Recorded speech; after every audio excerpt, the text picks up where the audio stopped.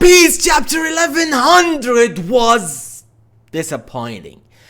Yeah, I'm not gonna lie, it was disappointing, so come on, let's get started and let's make the review, come on. Alright, I mean look, if I'm being honest, the chapter was kinda loaded but the problem is, the chapter had a lot of conversations that wasn't necessarily because we already know about it. So, it was like a common information or a already known information about One Piece or about the actions that happened, everything related to Kuma and all that. So, yeah, the chapter wasn't necessarily, I guess, if we're gonna still keep with that Kuma flashback, but the thing is, we've already known about everything, right? I mean, even the shocking information about Saturn that he did all of this, everything bad happened in Kuma's life was related to Saturn, okay? But we've already known about it, right? Like in chapter, I think 1094, the first time Saturn made his weird transformation and he faced Juriboni when Juriboni snapped him, we saw it, right? I mean, we've seen that Juriboni remembered on while she entered the room of Kuma's backstory or Kuma's memories, and she knew everything about it. So she knew that Saturn was the reason, and we knew at that time that Saturn was the reason because at that time we saw a small panel that says that Saturn was forcing or was telling Vegapunk, you gotta make him a fully cyborg or a fully robot, so or else Kuma will do, and we didn't know what else. So the thing is, everything happened in this chapter was already like, we know about it, right? So that's my only problem. Alright, look, I got two problems with this chapter. The first one, everything happened in this chapter, we've already known about it before, right? So, and the second one, this chapter is not worthy of the number 1100.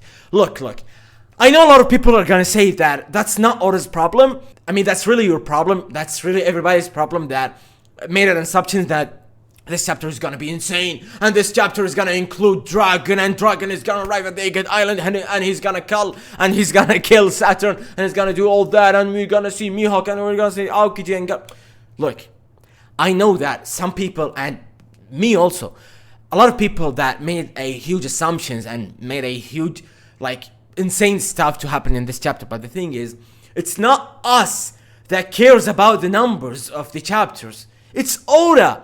Oda Sensei, he really loves the numbers and all that. He really loves making a chapter 696 that related to that. I mean, a lot of people, the theorists, guys, they always make sure to, when they make a lot of theories and be talking about this happens to that and that's related to that, they always be translating the chapter's number, and we can get out, like, it will mean in the kanji, and we turn it into the katana, it will mean that Luffy, the Straw Hat, something like that, right? So, it's not us. I mean, we actually don't care about the numbers. But Oda Sensei cares about the numbers, right? So yeah, that's not our problem. That Oda Sensei cares about the chapters, so the numbers, so of course we're gonna care about it. If the writer himself cares about it, right? So yeah, that's why, I mean, since, like, I don't know, chapter 1050, a lot of people have been making assumptions that Dragon is gonna appear in chapter 1100, because when you translate the number 1100, it will mean something related to Dragon. So, I mean, if that doesn't mean Dragon, why a lot of people, since Wano, a lot of people have been saying that chapter 1100 is gonna contain, or is gonna include Dragon in it. Why a lot of people have been saying that? And since the time that we went along with the chapters, and boom, we get into the Agate Island, and then chapter 1090, 91, 92, boom, everything was connected to Dragon until we got into the flashback of Kuma, which is connected to Dragon. So people been predicting that chapter 1100 is gonna include Dragon, and he's gonna be there since Wano. So people are crazy. People are, when it comes to One Piece theories and all that, people are crazy. I mean, sometimes I feel like a lot of people know a lot of stuff more than Oda himself in One Piece, okay? So, a lot of people have been mentioning, since Wano, man, they were saying that chapter 1100, Dragon is gonna be there, okay? So, and since we got close to chapter 1100, Dragon was actually there.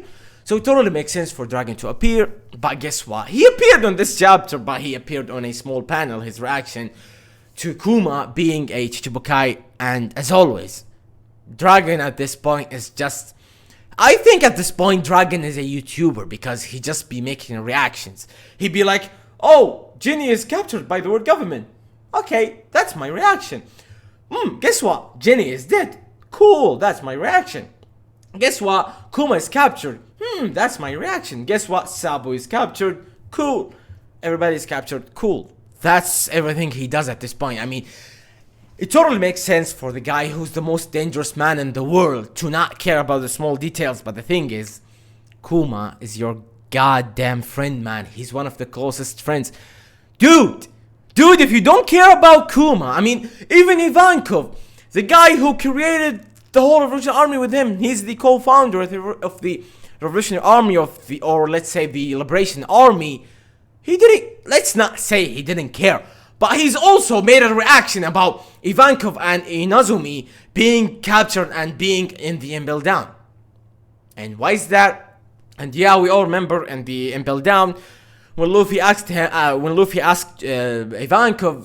said that I've made a plan, or I don't know, I agreed with Dragon that when the time comes, I will get out of this goddamn jail. Okay, and he did, but he did out of coincidence because everything happened in the Impel Down at that time was insane. I mean, the door of justice was all of a sudden opened because Bon Clay made his he rescued himself. I mean, he sacrificed himself to save Luffy. So if Luffy wasn't there, they couldn't get out of this jail. So I don't know.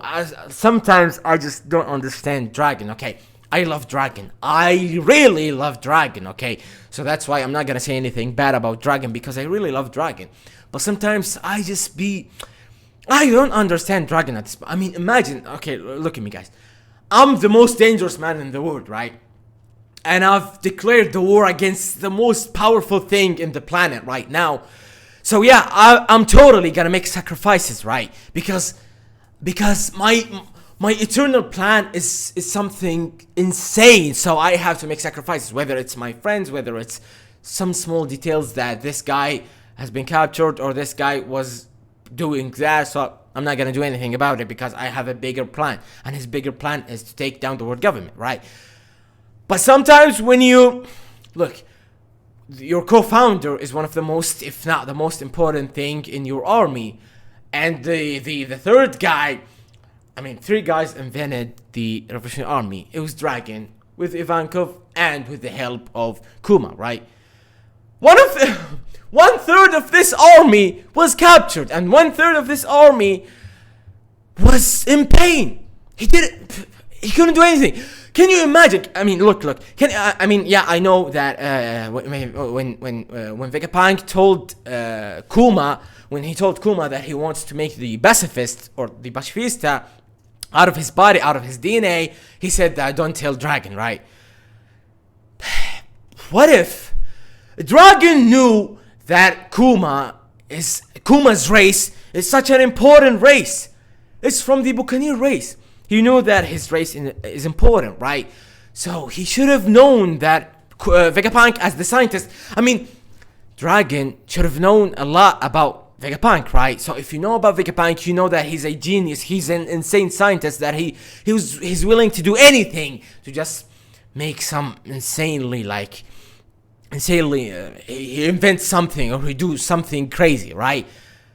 So Dragon should have known that Vegapunk will be willing to do something crazy to Kuma, man. I'm just mad. Okay, the other thing, when Kuma made his plan with Saturn and all that, we all know that Vegapunk at this point, he's considered as a traitor to the world government. So if you're now considered as a traitor to the government, and 3 or 4 years ago you were willing to do everything they were asking you to do, so what's the point from not telling Dragon? What's the point from not telling? If you told Dragon, if Kuma or Saturn, if Kuma or Vegapunk told Dragon at that point, Dragon should have been able to do anything, right? Should have been able to do at least something to save Kuma, right? So it's not justice for Kuma to suffer all his life and to suffer again. He's not able to see Bonnie in his life, and now he's a robot. And in our time, we all know what's happening in Kuma's life. And guess what? Dragon is not doing anything, right? He's only have done one thing, and what is it? He told Kuma when they saved him out of Marijwa, he told him that, tell me, what have you seen in Marijwa? So that's the only thing you care about, Dragon, right? That's the only thing you care about. You didn't actually care about Kuma. You didn't actually care about Kuma's daughter being cured or to help her. He just told Kuma to go to Vegapunk. I think he can help you, and that's it. And he said that when he did that, and he said that let's just may the destiny, or may the what did he tell? He told him something. It was wholesome, right?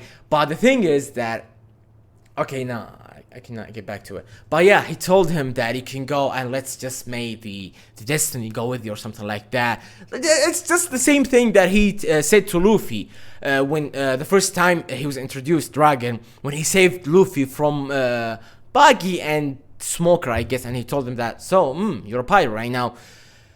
Let's the faith go with you and let's see what's gonna happen with you, right? Or let's just be the wind with you, something like that. Okay, it was something related to the wind and the destiny.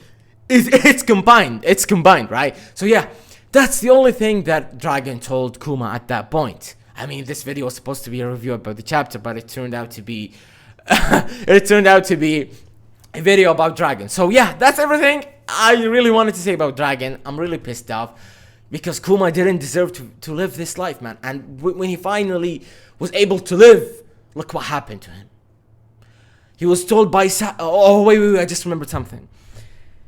I think people, I'm not gonna be talking about myself. I think people would like be somehow okay with Dragon, or I think they would be okay with Dragon if Dragon killed Saturn and made his revenge, or made Kuma's revenge. I think that's the only way where people are gonna like forgive Dragon, right? And like I said, yeah, I understand that Dragon is facing the most powerful thing, the most powerful system, the most powerful organization in this world. So yeah, he gotta make a sacrifice, but it's just too much at this point. Okay, let's get back to the chapter. So alright, to just highlight the chapter, Saturn made the call, and Saturn told Bartholomew Kuma that we can totally help your daughter with only 3 conditions. Okay, one of them is to become, you must agree to become one of the Shichibukai 7 warlords. Okay, so the second condition is to undergo procedures to become a human weapon for the Navy. And the third condition, and the final one, you must agree to give up your free will and sense of individuality. So you totally are just gonna be a robot, and you're just gonna be a weapon. And we can see Vegapunk was furious at that, and I loved it. I was mad at Vegapunk. The whole previous chapters, I was totally mad about Vegapunk. Why is he not willing to do anything? I know Vegapunk has committed himself to be a scientist for the world government, but at least he can do something, right? And yes, he was furious, he was mad about Saturn, and he said that you're just actually willing to kill him, right? And he said that there's no way that this is a humanity and all that. So I loved it because and then Saturn, he told Vegapunk that, he said, you forgot yourself. You're a military scientist and you have no right to talk back. And he said these conditions must be met if this criminal wishes to save his daughter. And then we can see that, oh my god, Kuma said that, yeah, I think I'm gonna do it to save my daughter. And then he was crying, he was smiling and crying. Oh my god, I want to cry right now. And he said, I'm so grateful, I will happily accept any fate so long as Bonnie is cured. And he was crying and smiling, and we can see the reaction of Vegapunk and Kizaru and even Saturn, this son of a bitch. And then Vegapunk was talking about how long will it take to cure Joriboni, and how long will it take to do the procedure of Kuma and all that. So he said it's gonna take 1.5 years, or I think he said that 6 months for Jury Bunny, and then another year for her to be cured. So she's not allowed to expose herself to the natural light until 6 months of procedures, and then 1 year she's not allowed to go to the natural light, and then she will be cured. And for Kuma's modifications, it will take 2 years at minimum. And then we can see Kuma saying, thank goodness, she really will be all better by the time she's 10. Oh god, man. Oh god, man. And then one thing also, Saturn, he's not...